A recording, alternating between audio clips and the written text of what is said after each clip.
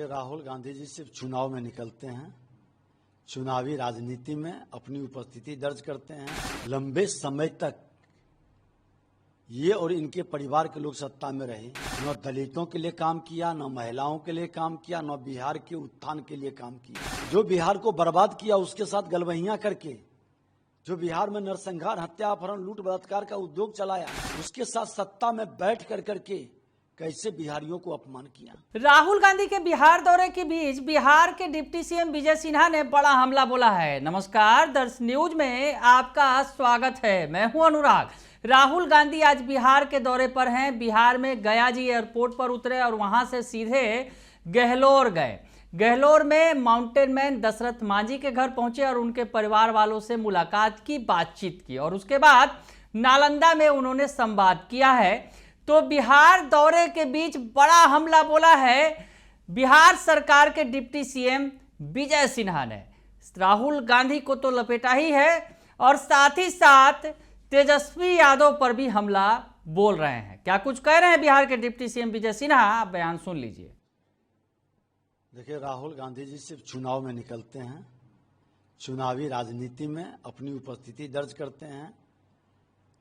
लंबे समय तक ये और इनके परिवार के लोग सत्ता में रहे, न दलितों के लिए काम किया, न महिलाओं के लिए काम किया, न बिहार के उत्थान के लिए काम किया। जो बिहार को बर्बाद किया उसके साथ गलबहियां करके, जो बिहार में नरसंहार, हत्या, अपहरण, लूट, बलात्कार का उद्योग चलाया, उसके साथ सत्ता में बैठ कर करके कैसे बिहारियों को अपमान किया। इस मानसिकता के लोग सिर्फ सत्ता की लोलुपता में ये घड़ियाली आंसू बहाते हैं, गरीब का, दलित का ये मुद्दा उठाते हैं, संविधान के किताब लेके चलेंगे और संविधान का अपमान करते रहेंगे। ये नौटंकीबाज लोग हैं। इनके इस कारनामा को बिहार की जनता जानती है, इसका कोई असर नहीं पड़ेगा।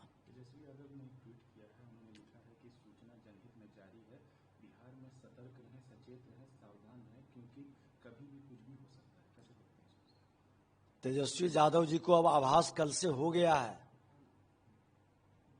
कि बलात्कारी के घर पर बुलडोजर चलता है, होटल पर बुलडोजर चलता है, बलात्कारी आधा घंटा में सरेंडर करता है।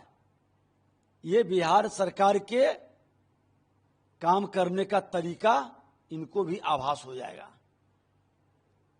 कार्रवाई हो रही है, सुनवाई भी हो रही है और इस तरह के गलत काम करने वाले लोग अंदर जा भी रहे हैं। ये सच को स्वीकार कर लें। तेजस्वी यादव जी, आपके तरह जात पूछकर, लाश को गिनकर आपके पिताजी मुआवजा देते थे, वही काम आप शुरू किए। मुजफ्फरपुर में 2 घटना घटित हुआ, एक जगह गए, एक जगह क्यों नहीं गए? क्योंकि आपके जात के लोग का इन्वॉल्वमेंट था। अरे, अपराधी किसी जात का नहीं होता है। एक बलात्कारी के साथ कोई जात खड़ा नहीं हो सकता है। आपकी मानसिकता पर प्रश्न लगता है कि क्या सोच है आपकी। 4 घंटे हमने कहा था 12 घंटे में एक्शन दिखाई पड़ेगा, 4 घंटे के अंदर एक्शन दिखाई पड़ा। फिर भी सरकार को घेर रहे हैं कि अपराधी बेलगाम है, सरकार कौन सा नशा कर रही है, मुख्यमंत्री अचेत हैं। देखिए, नेता प्रतिपक्ष हैं, विरोध में बोलना उनकी जिम्मेवारी है। एक शब्द बोलेंगे कि नहीं, अपराधी बलात्कारी को तुरंत सरेंडर के लिए विवश किया गया, उसके घर को ढहाने का, कुर्की जब्ती करने का जो कार्रवाई होती है उस पर चर्चा नहीं करेंगे तो वो अपना जिम्मेदारी समझते हैं कि विरोध करना है, लोगों को बरगलाना है, भ्रम का वातावरण तैयार करना है। लेकिन ये इन्हीं लोगों के पोषित लोग हैं। अपराधी और भ्रष्टाचारी पोषित होते हैं राजद से। सत्ता में 2 बार गलती से आ गए, ये लोगों ने मनोबल बढ़ाया। इजराइल मंसूरी जी को ऊपर राहुल साहनी का माता पिता 2 बार एफआईआर करने गया, एफआईआर क्यों नहीं हुआ? कौन बचाया? जवाब देंगे। मुजफ्फरपुर में अपराधियों को, जमीन माफियाओं का मनोबल किसने बढ़ाया? नहीं बोल पाएंगे, क्योंकि ये अघोषित प्रत्यक्ष अप्रत्यक्ष पोषित करने वाले लोग में सम्मिलित है। आखिरी सवाल सर, कह रहे हैं कि मुख्यमंत्री को पत्र लिखा है पर जवाब अभी तक नहीं मिला है। चिराग पासवान से कोई पूछे जा करके जो उन्होंने पत्र लिखा है उसका जवाब मिला है नहीं, कैसे देखते हैं? देखिए, मुख्यमंत्री जी को पत्र लिखते हैं, मुख्यमंत्री तो पूरी तरह से पब्लिक फील्ड में आकर के एक्शन ले रहे हैं, वो तो दिखाई पड़ रहा है। आप जो प्रश्न उठा रहे हैं, मुजफ्फरपुर में पहली बार ये व्यक्ति किसी पीड़ित के यहां मिलने गए और वो भी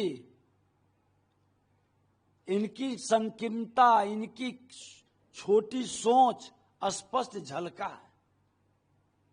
मुख्यमंत्री समग्र सोच और समग्र विकास को लेकर चलते हैं और मुख्यमंत्री जी को जिस तरह से ये ट्रीट करना चाहते थे उन्होंने अवसर नहीं दिया, इसलिए बेचैन है। तो सुना आपने कि विजय सिन्हा कह रहे हैं कि राहुल गांधी केवल चुनावी दौरे पर निकलते हैं, चुनाव के वक्त ही निकलते हैं और चुनाव के वक्त उसके बाद फिर घर बैठ जाते हैं। यानी चुनाव के वक्त हैं, चुनाव के वक्त में आते हैं और लोगों को लुभाने की कोशिश करते हैं, हालांकि उससे कोई फायदा मिलने वाला नहीं है। और साथ ही साथ उन्होंने तेजस्वी यादव पर भी बड़ा हमला बोल दिया है। तेजस्वी यादव के परिवार को भी, यानी लालू परिवार को भी उन्होंने लपेटे में ले लिया है। बने रहिए दर्श न्यूज के साथ, तमाम खबरों से आपको अपडेट रखेंगे। फिलहाल के लिए इतना ही, धन्यवाद।